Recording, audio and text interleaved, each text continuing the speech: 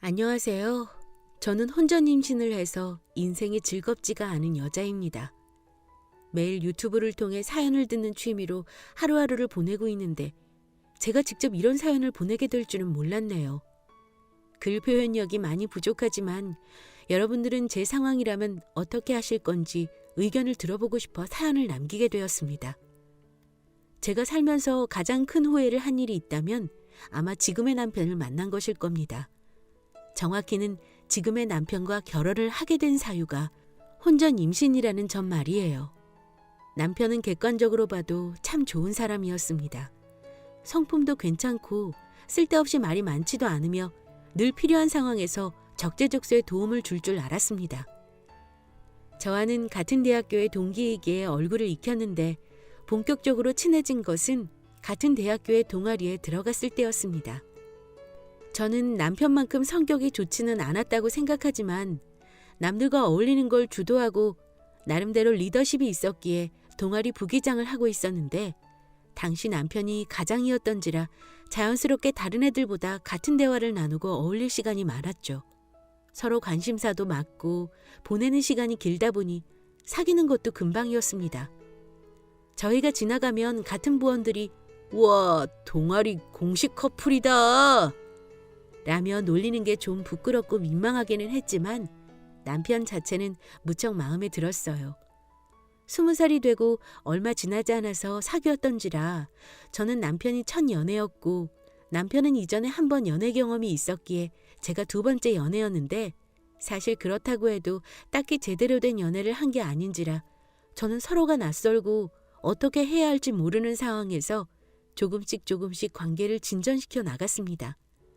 데이트 장소를 어디로 하면 좋을까 싶어 밤새 고민을 해보기도 하고 먼저 메시지를 보낼 때 뭐라고 해야 기분이 좋을지 조금이라도 더 신경 쓰고 싶은 마음에 몇 줄 되지도 않는 것을 지웠다 썼다 하기도 했죠. 지금 생각해보면 저나 남편이나 참 풋풋했던 시절인 것 같습니다. 자기야, 어떡해. 그러다 일이 터졌죠. 성인 커플이었던지라 저희는 주에 한두 번씩 모텔에 가서 관계를 맺고는 했습니다. 대부분 피임 도구를 사용하기는 했으나 가끔 저도 남편도 미처 신경 쓰지 못할 때면 피임 도구 없이 관계를 맺기도 했죠. 임신 확률이 얼마나 희박한지 잘 알기에 피임 도구 없는 관계를 맺을 때면 내심 불안하기도 했지만 한편으로는 설마라고 생각했습니다. 하지만 어느 날 한 달 이상 생리를 안 하길래 혹시나 싶어 테스트기를 샀고 임신을 나타내는 두 줄이 선명하게 나타나는 순간 대체 이 상황을 어떻게 해야 할지 머리가 하얘졌습니다. 뭐라고 할지 말도 정리하지 못한 채 남편에게 전화를 걸어서는 어떡하냐는 말만 중얼거리다가 종래는 엉엉 울었죠. 남편은 너무 놀라서는 "무슨 일이야? 왜 그래?" 라며 저를 어떻게든 달래보려고 했지만 당시 저는 진짜 하늘이 무너진 것만 같았습니다. 남편을 좋아하고 나중에 기회가 된다면 결혼하고 싶었지만 그게 지금은 아니었고 심지어 애가 먼저 생길 것이라 생각했던 거는 더더욱 아니었거든요. 간신히 눈물을 그친 뒤 "나 애 가진 것 같아" 라고 말하자 남편 역시 놀랐는지 한동안 아무 말도 안 들리더군요. 저는 더 전화를 들고 있을 힘도 없어서 일단 만나서 이야기하자며 자주 보던 카페 이름을 말하고는 전화를 끊었습니다. "진짜야? 진짜 임신이야?" "테스트기 2번이나 해봤는데 둘 다 2줄이야. 확실한 것 같아." 남편은 집에 있다가 급하게 나왔는지 옷도 제대로 못 걸친 상태에서 급하게 제가 앉아있는 테이블로 오더니 대뜸 임신이 진짜인지부터 물었어요. 그래서 저는 미리 챙겨온 테스트기 2개를 꺼내며 말했죠. 임신이 맞다고요. 남편은 뭐라고 해야 할지 할 말을 못 찾는 표정이었습니다. 그러나 그건 저 또한 마찬가지였기에 한동안 침묵만이 오갔죠. 아이를 지워야 할지 혹은 낳아야 할지 그런 것조차 아예 생각이 안 났습니다. 그냥 불시에 닥친 이 순간이 너무도 버거웠으니까요. "우리 아이 낳자." 한참 동안 아무 말도 안 하던 남편은 굳게 결심을 했는지 결연한 표정으로 저에게 아이를 낳자고 했죠.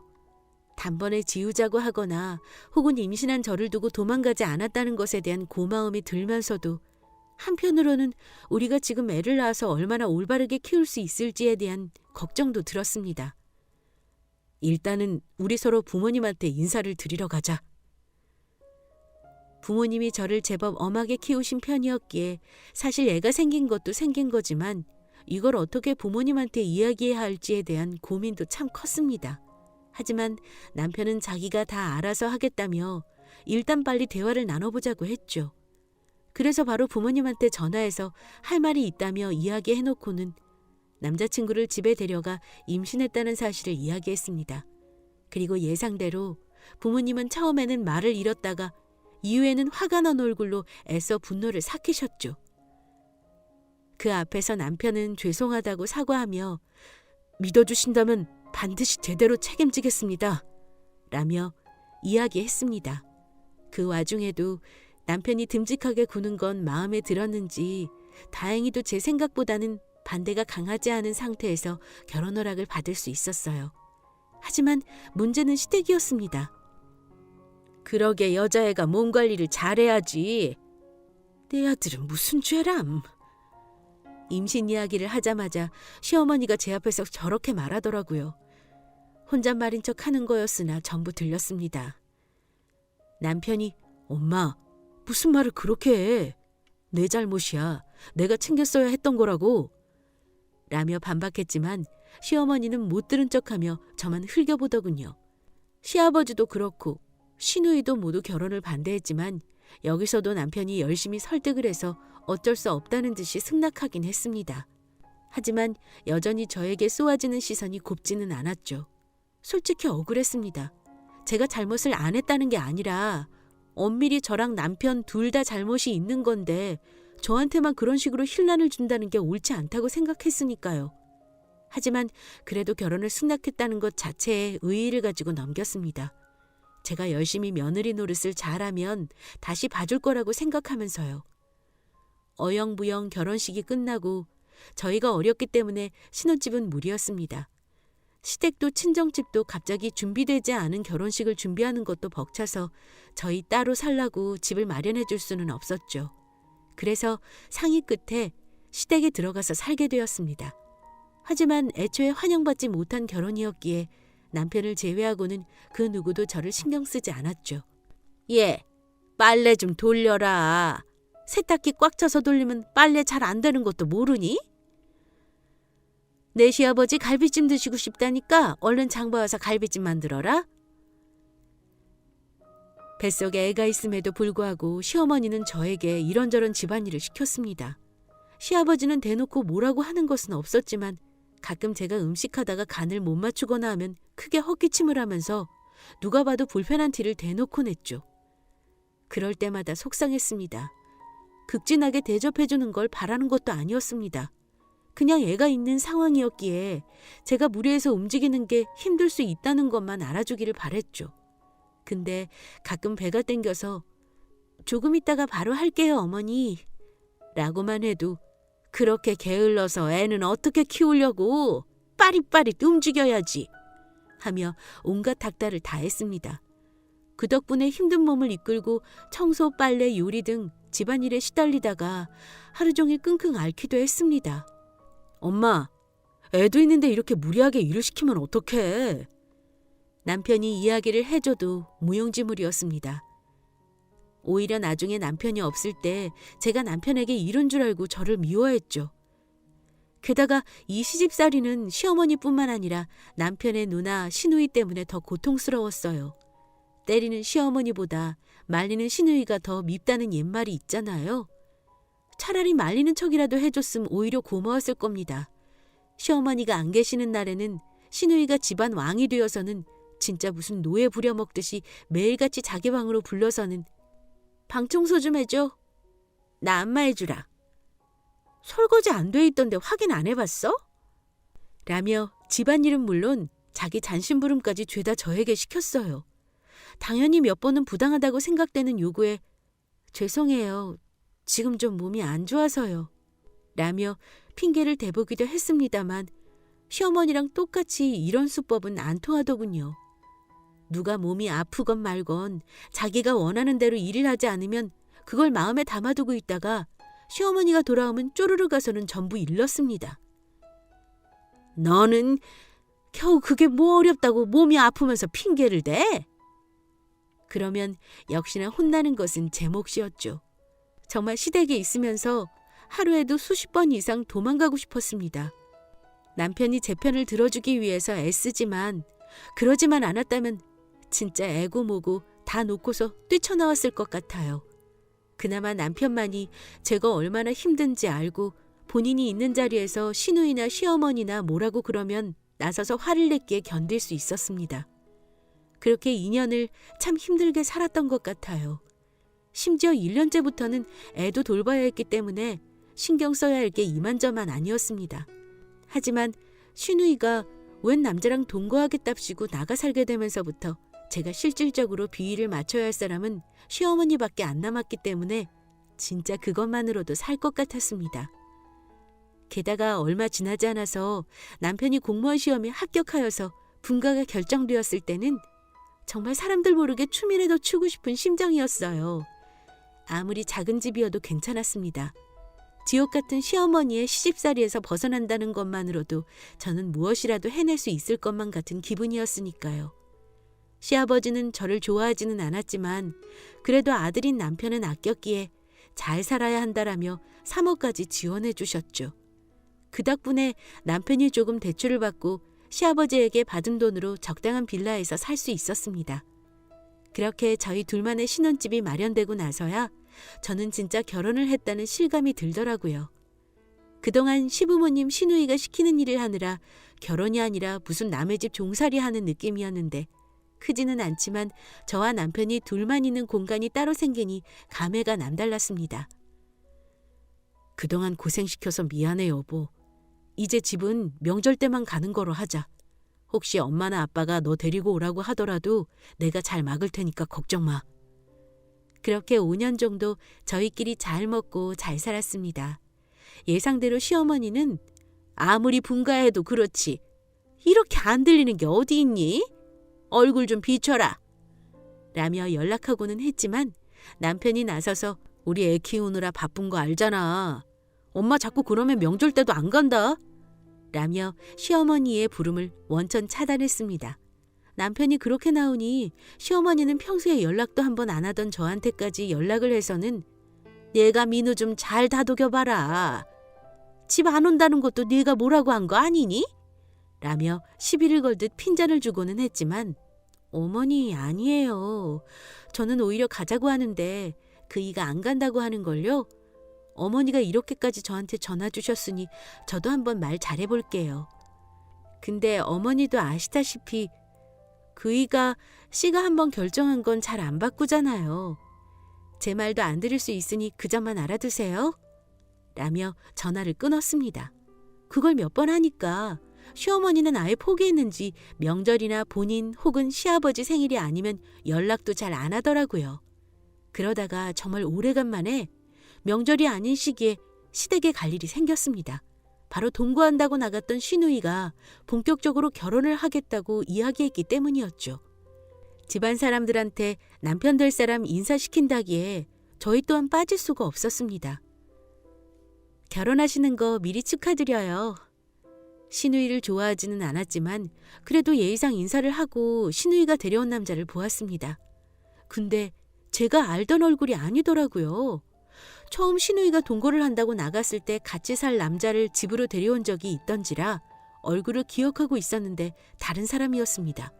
일단 모르는 척하고 화기애애하게 식사 자리를 가진 뒤 집에 와서 원래 동거하시던 분 계시지 않았어? 잘은 기억 안 나지만 저렇게 안 생겼던 것 같은데? 라고 남편에게 묻자 남편은 누나 원래 동거하던 사람은 헤어졌나 봐. 6년 정도 동거했다고 알고 있는데 결혼 문제로 다툼이 많았대. 그래서 누나가 먼저 차고 저 사람은 만난 지 그렇게 오래 안 됐다고 하더라. 라고 이야기해 주더라고요. 게다가 들어보니 그 남자는 시누이가 그렇게 오랜 기간 동거했던 사람이 있는 줄도 모르고 있는 모양이었습니다. 솔직히 결혼할 사이에 동거 같은 큰 문제를 숨겨서는 안 된다고 생각하기에 신우의 행동이 고와 보이지는 않았지만 그냥 모른 척 했습니다. 괜히 휘말려서 귀찮은 일 겪고 싶지 않았거든요. 그냥 결혼하고 제 눈앞에만 안 뛰기를 바랬습니다. 하지만 신우이가 결혼을 하기도 전에 문제가 생겼죠. 분가한 뒤로 시댁이랑은 연락을 안 해서 잘 몰랐는데 당시 시아버지가 하던 사업이 조금 힘들었었나 봅니다. 자세히는 알지 못하지만 원래 벌던 수입의 반도 못 벌었다고 하더라고요. 원래 잘 되던 사업이기는 했지만 그렇게 예상치도 못하게 버는 돈이 반토막이 나니 평소 지출 스타일대로 쓰다가 저축했던 돈까지 까먹고 뭐 그랬다고 들었습니다. 시아버지도 제 시집살이에 조용히 한몫하기는 했지만 그래도 지금 신혼집을 얻는 데 있어서 시아버지가 3억 지원해 준 것도 있고 해서 안타깝다는 마음이 들었습니다. 대출받아서 누나 좀 보태주는 건 어떨까? 근데 시아버지 사업 때문에 시누이 결혼에 큰돈을 주지 못하는 것 때문에 남편이 제게 대출을 받아서 시누이 결혼에 보태주자는 이야기를 꺼냈을 때는 화가 머리끝까지 났습니다. 시아버지에 대한 안쓰러움은 온데간데 없어졌죠.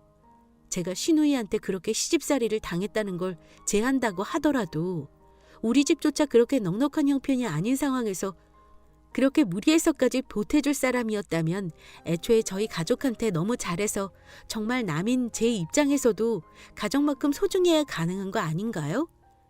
근데 소중하기는커녕 매일같이 머리카락 한 올 보기 싫을 정도로 증오했는데 아무리 남편 입장에서는 누나라지만 제 입장에서는 원수 같은 사람 돕자고 저희가 무리를 해야 한다는 게 너무 싫었습니다.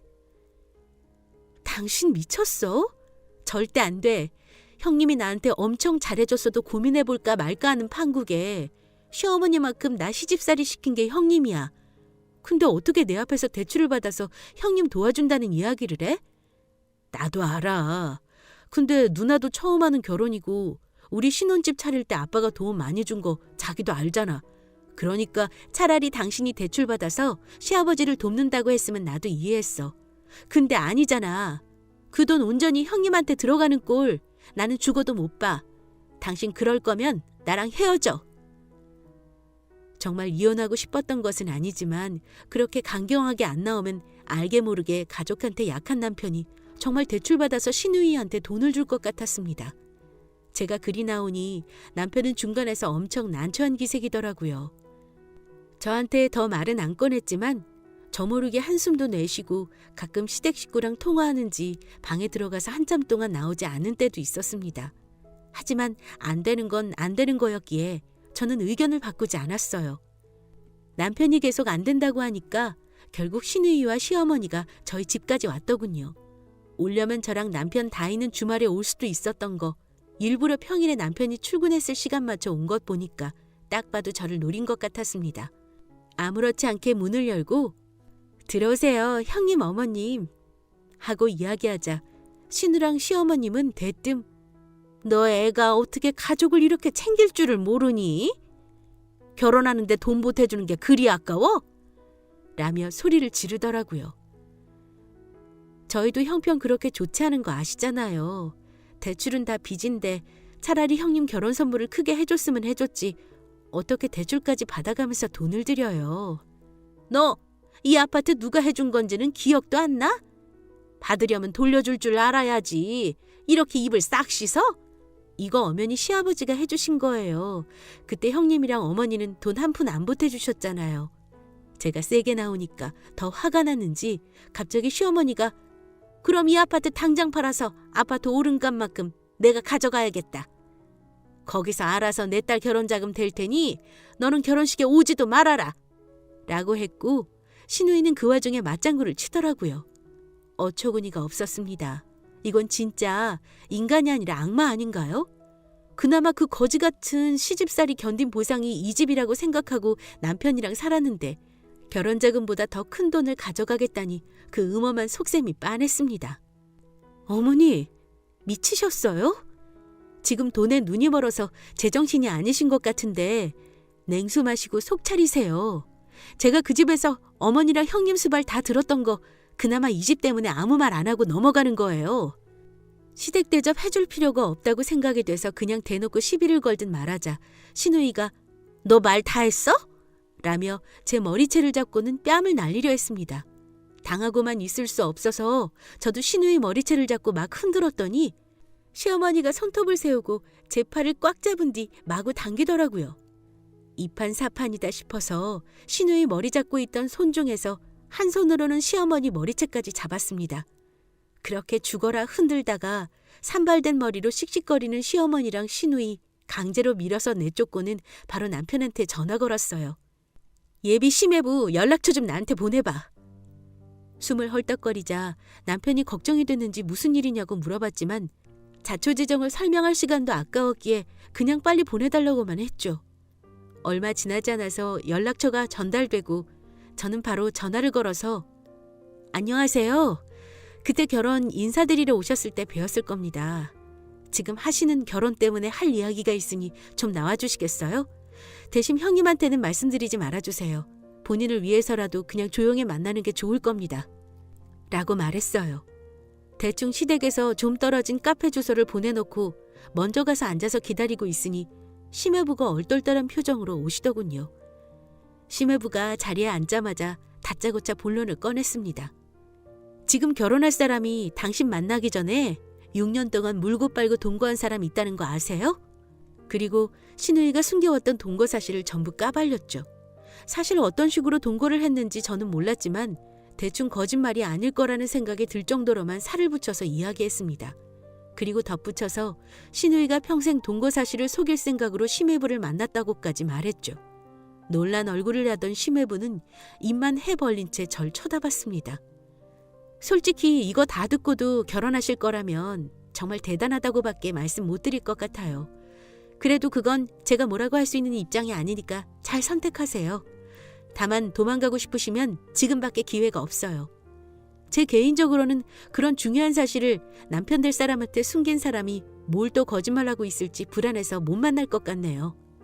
제 말을 한참 생각하던 심해부가 자기도 그럴 것 같다면서 저한테 고맙다고 인사하고는 돌아갔습니다. 그리고 곧바로 신우이한테 파혼하자고 했나 보더라고요. 저한테 들었다고 이야기는 안 한 것 같은데 신우이가 정황상 그런 걸 말할 사람이 저밖에 없다고 판단했는지 전화를 걸어서 난리를 치는 걸 다 차단했습니다. 그리고 남편한테 아까 무슨 일이 있었는지 싹 다 이야기했죠. 남편은 갑갑한지 한숨을 쉬었지만 그건 엄마랑 누나가 잘못한 거니까 내가 그럴 수밖에 없었던 거 이해해. 잘했어. 라며 결국 제 편을 들어주었습니다. 결혼한다고 신나서 혼순이 뭐니 하며 저희 것까지 뜯어가려던 신우이가 졸지에 파혼당해서 다시 시댁으로 들어온 거 보니까 진짜 너무 꼬시더라고요. 앞으로 신우이가 또 남자 만나는데 동거 사실 말 안 하고 있으면 제가 적극적으로 나서서 전부 까발리려고 합니다. 여기에 대해 제 사연을 속 시원하게 말을 하니 속이 뻥 뚫린 것 같습니다. 저보다 더 시집살이가 더 힘드신 분도 많으시겠지만 무조건 바보같이 당하고만 살지 마시고 할 말은 하면서 잘 사시길 바랍니다. 요즘 세상이 옛날 조선시대 아니잖아요? 다들 코로나 조심하시고 행복하시길 빌게요. 제 사연 들어주셔서 감사합니다.